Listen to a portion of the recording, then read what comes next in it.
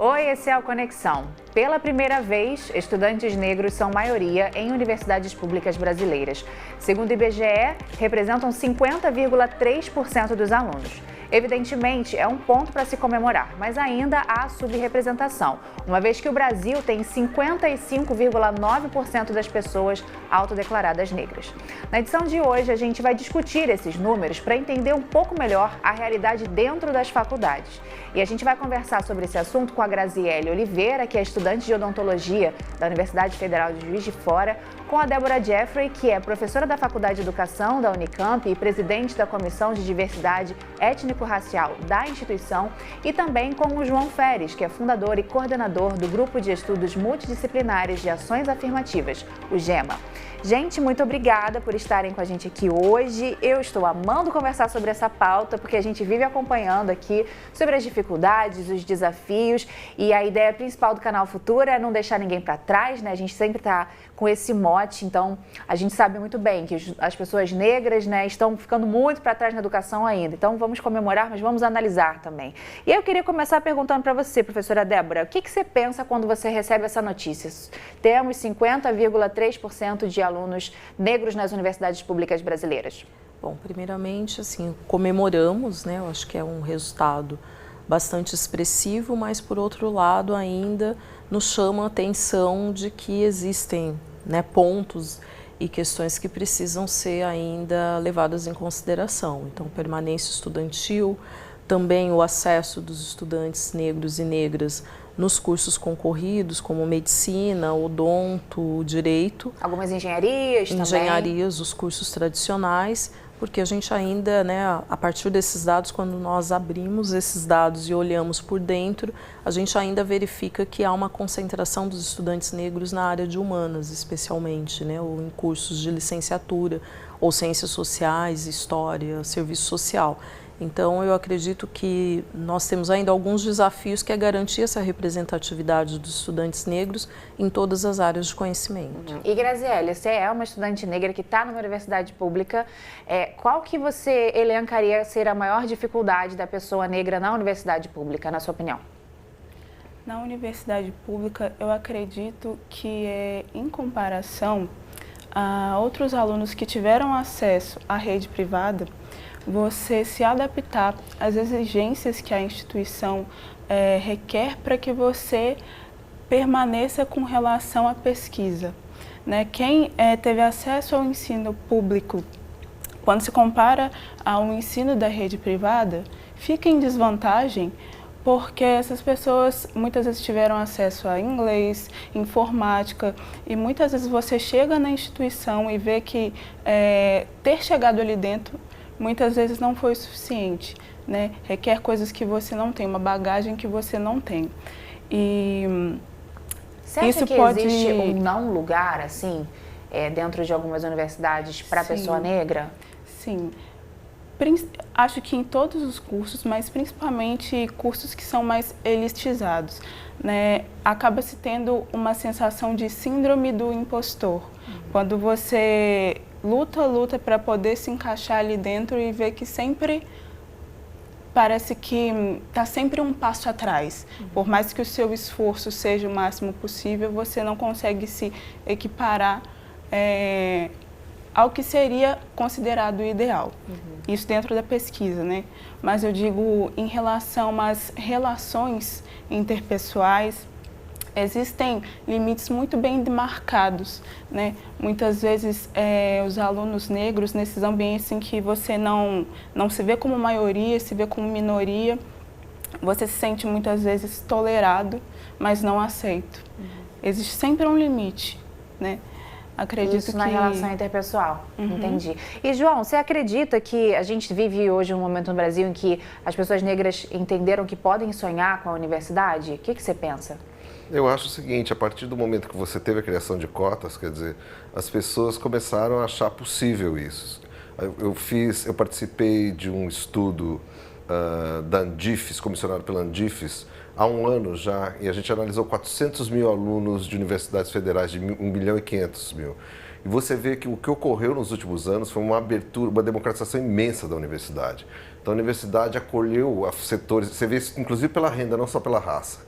acolheu pessoas que não estavam lá, como a gente estava falando antes, ou seja, pessoas cujos pais não participaram da universidade. Então existe assim uma revolução silenciosa houve nos últimos anos com a entrada dessas novas pessoas. E eu acho que claramente essas pessoas que entraram viram a universidade uma possibilidade. Agora, eu também já constatei isso mais de dar palestras por aí, que ainda existe uma grande desinformação dos alunos do segundo grau, né? Do ensino médio, desculpa. Mudou Faz tempo, eu vivo, isso denota idade. Né? Denuncia a idade, né, João? É impressionante como eles, assim, grande parte dos alunos, uma boa parte dos alunos que poderiam prestar e usar as cotas para o seu benefício, não tem informação suficiente sobre isso.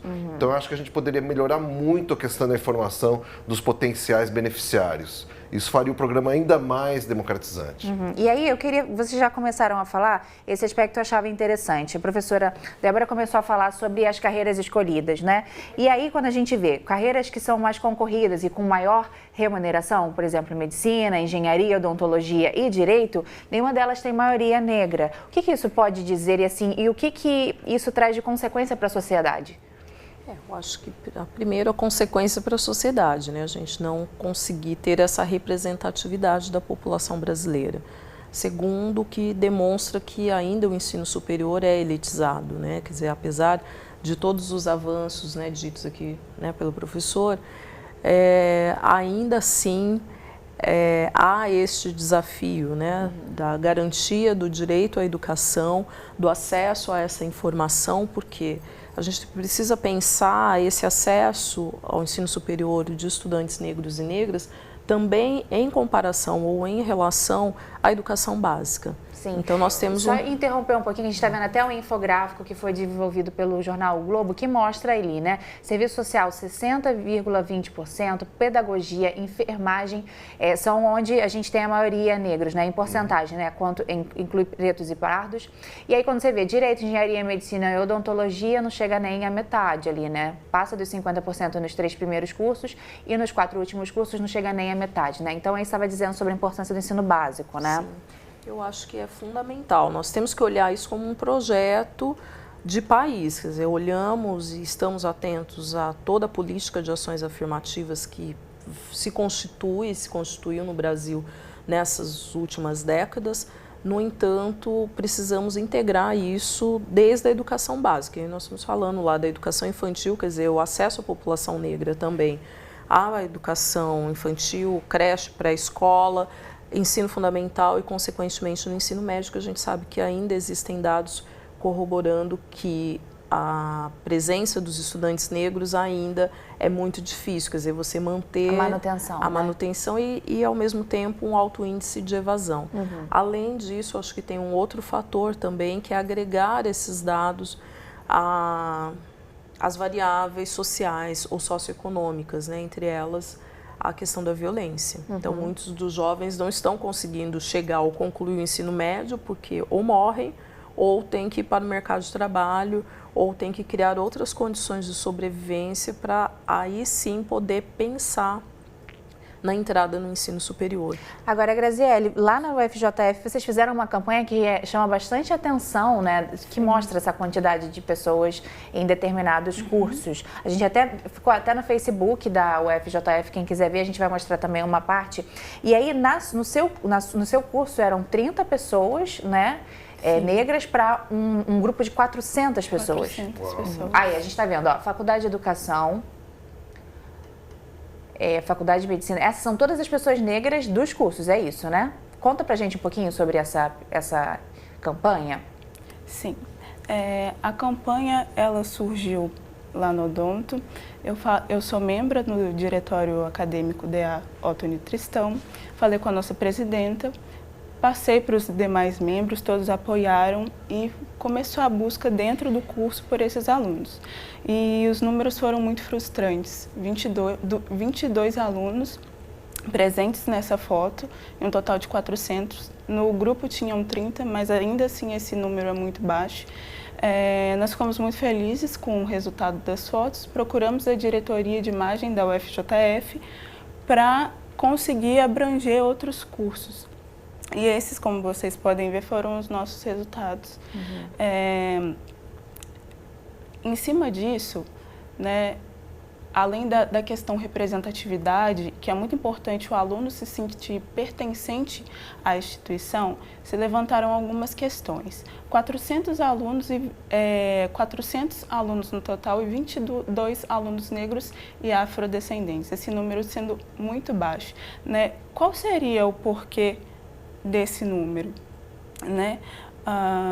Estruturalmente, a população negra é a mais pobre, não tendo acesso a uma educação que a favoreça a competir em igualdade, né, com as pessoas que vão ingressar nesses cursos, ainda por cima, assim, os cursos mais elitizados, que requerem uma pontuação maior.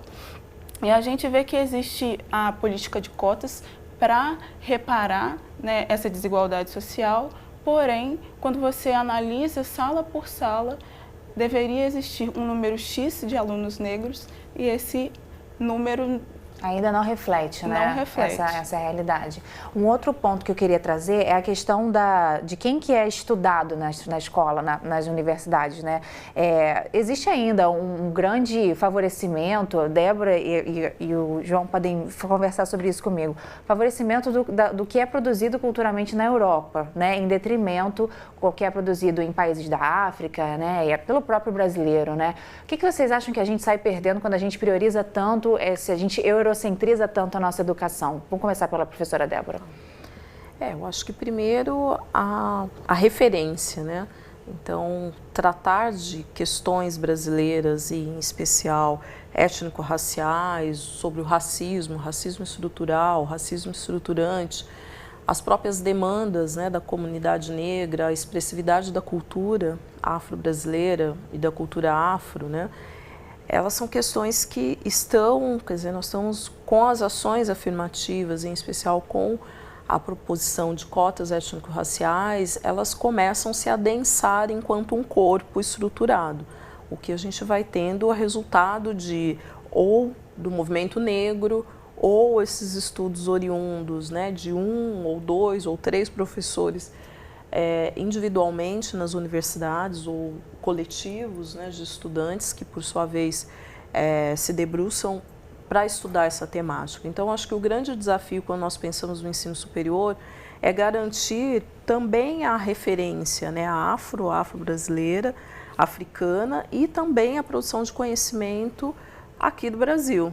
Então, temos aí, acho que um grupo expressivo já de pesquisadores e pesquisadoras ao longo, né, de todas das últimas décadas, que tem uma contribuição significativa. Então, acho que a gente está tendo, né, uma expressividade, por exemplo, do movimento feminista negro, de pesquisadoras negras, né, que estão aí no debate e compreendendo toda a dinâmica que envolve, né, falar da mulher negra, falar do jovem negro, retratar o processo de escolarização como um todo. O grande desafio que nós temos também é garantir uma mudança nos currículos dos cursos do ensino superior, e isso perpassa todo por um debate ou um embate, às vezes, político, né? Porque se considera que o referencial eurocêntrico ele deve predominar, só que se esquece de toda uma história vinculada à ancestralidade do povo negro, de que muitos conhecimentos, portanto, saem de África e são levados à Europa e, a partir daí, muitas teorias acabam sendo desenvolvidas. E o que você percebe, João? Existe uma preocupação das universidades com esse ponto? Posso voltar para o tema anterior brevemente, que eu queria falar só uma coisa. Em relação a isso que você detectou, ou seja, uma participação menor de estudantes negros em cursos mais competitivos, eu acho que tem um fator importante prestar atenção, porque a sociedade brasileira é super desigual, isso vocês falaram, ou seja, é muito desigual. Então isso, na hora que chega na hora da seleção, isso tem um impacto. E por que tem um impacto ainda razoável? Porque a gente, por exemplo, os programas de cotas como os da federais, eles se incidem só sobre 50% das vagas. Então, metade das vagas continuam com a mesma competição que tinha no vestibular antes, ou seja, a desigualdade incide com tudo nisso. Então, obviamente, o programa de cotas só garante metade da representação da população negra em geral. Se você tem 55% de negros, os programas de cotas, em média no Brasil, né, eles garantem só metade disso. Né? 27,5, por exemplo. Entendi. Voltando sobre essa questão cultural, acho que é inegável que as humanidades, as disciplinas das humanidades, elas estão perspassadas por narrativas eurocêntricas. Isso é de fato, ou seja, a gente precisa continuamente criticar isso, né? Ou seja, descentrar essa maneira de pensar naturalizada do eurocentrismo e tudo mais. Eu sou das humanidades, sou da ciência, sou cientista político. Mas eu acho que a questão, essa frente do reconhecimento cultural, né, da cultura afro-brasileira, africana, e a coisa da igualdade racial são duas pautas um pouco diferentes, ainda que tenham conexões, veja bem. Por quê? Do ponto de vista da política pública de cotas, da inclusão de negros na universidade, é muito importante, exatamente isso que a gente estava falando, colocar negros que sejam pesquisadores de astrofísica, de química, de física, de medicina, inclusive de disciplinas nas quais essa coisa da narrativa não é tão importante, né? Por exemplo, você vai pesquisar física atômica ou química, e é importante que você tenha a participação de negros em pé de igualdade. Você está entendendo? Ou seja, a narrativa é importante para descentrar nas humanidades e nas disciplinas. Até a medicina tem problemas de narrativa graves, inclusive. Toda disciplina que lida com os homens, com os seres humanos, com a sociedade ser humana, incide isso, né? Porque aí você tem representações do que é ser humano, normalização do que é ser, porque a gente sabe que até na informática, por exemplo, hoje em dia a gente tem padrões de branquidade que estão, às vezes, inclusive em algoritmos, né? E passam desapercebidos. Então, toda essa desconstrução eu acho que é super válida, mas a gente precisa pensar um pouco além disso também. Além de fazer isso, garantir que haja uma inclusão em todas as disciplinas, né? A despeito delas serem mais expostas a narrativas ou não. A questão da narrativa, do reconhecimento, da diferença cultural. O que você pensa, professora? Eu acho que nós temos que pensar, né, quando eu me referi aqui, pensar a presença, né, do conhecimento, da cultura e da produção mesmo de conhecimento afro e afro-brasileira, ela tá ao longo, ela tem que estar e ser expressiva ao longo do curso, né? Então, não só ficar simplificada, né, a uma única disciplina ou um único momento ou somente, porque novembro é o mês da consciência negra, então nós vamos parar e vamos trabalhar a partir disso. Eu acho que é compreender essa dinâmica. Nós estamos falando tanto do movimento, né, de globalização, desse rompimento dessas fronteiras. Então, eu acho que também isso é válido quando nós discutimos essa formação e essa inserção também das pesquisas, dos pesquisadores e das temáticas que envolvem a população negra. Um outro aspecto que eu queria levantar é a questão dos profissionais que dão aulas nessas universidades. Você teve e tem professores que são negros, Graziele?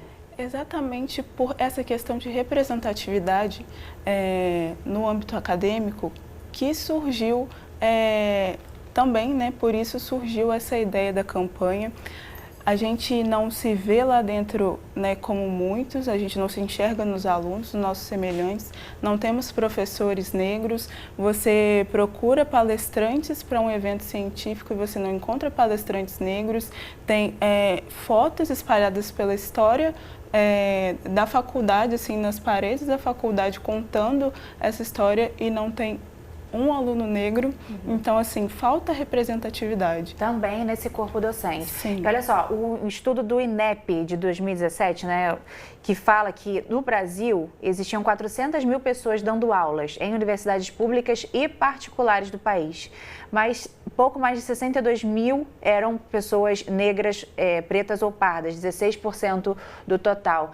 O que você acha que a gente perde nesse aspecto, assim? Como que a gente resolve essa questão, João? Porque 16% de um total, né, assim, é bastante...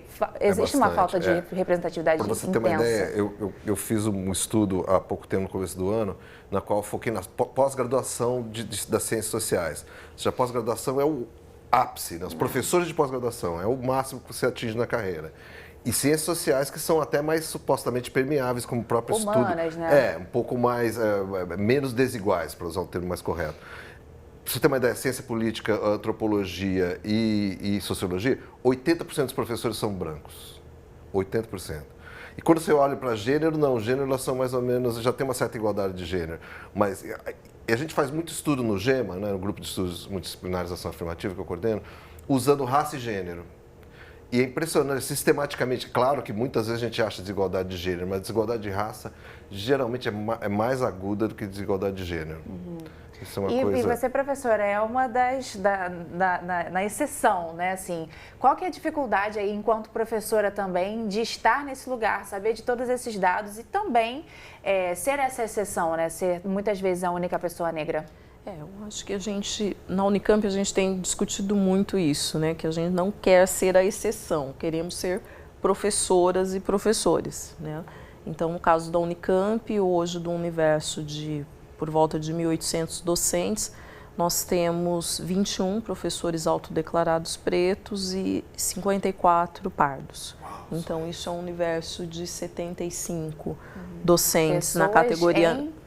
Qual que é o total, desculpa? 75, sendo 21 pretos e 54 pardos. 1.800 professores e 75 pessoas da população negra. Nós não representamos na Unicamp nem 1%, dá 0,8%. Né, por cento. Então, acho que tem também surgindo um novo movimento, que é essa segunda etapa de ações afirmativas, né? Nós estávamos até numa discussão há 2 semanas atrás, inclusive com um movimento forte aqui no Rio, Goiás, que é pensar também cotas para professores e professoras nos concursos, né, públicos. Em São Paulo não tem? Não temos. Isso seria, então, um segundo passo de ação afirmativa que vocês consideram ser importante? Sim, extremamente importante, né? Porque isso reflete na representatividade, reflete também na produção de conhecimento, reflete também, né, nessa inserção também de docentes, né, no ensino superior. E aí eu acho que independe se é público ou privado, nós estamos falando essa relação ensino superior direta. Assim como também existe esse problema lá na educação básica, por exemplo, os cargos de gestão, coordenação pedagógica, você tem um número inexpressivo de profissionais negros e negras atuando, né? A gente vai ter lá como monitores, nós vamos ter no apoio, mas ali como professores e professoras atuando ainda também é um número inexpressivo. E aí, diante desse desafio que é bem grande, vocês têm desenvolvido um projeto bem legal, né? Que é o Unicamp Afro. Isso. Explica para nós como é que ele funciona. Então, o Unicamp Afro, ele vem de uma iniciativa coletiva. Ele se constitui a partir da constituição da Comissão Assessora de Diversidade Étnico-Racial da Unicamp, que está vinculada à Diretoria Executiva de Direitos Humanos da Unicamp, recém-criada. Então, a diretoria executiva ela é criada no mês de março e a comissão assessora, por sua vez, a partir do mês de agosto. Então, nós unimos... Está até mostrando o site de vocês aí. Super bonito, sabe? Essa capa aí, gostei, sim, viu? Muito bacana.